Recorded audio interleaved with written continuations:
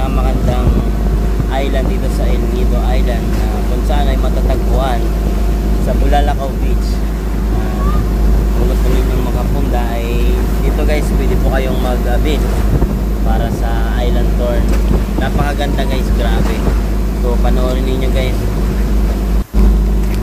Ito, isang magandang araw sa atin mga kaibigan. So dito ako ngayon sa lugar na kung saan ay matatagpuan sa lugar ng El Nido.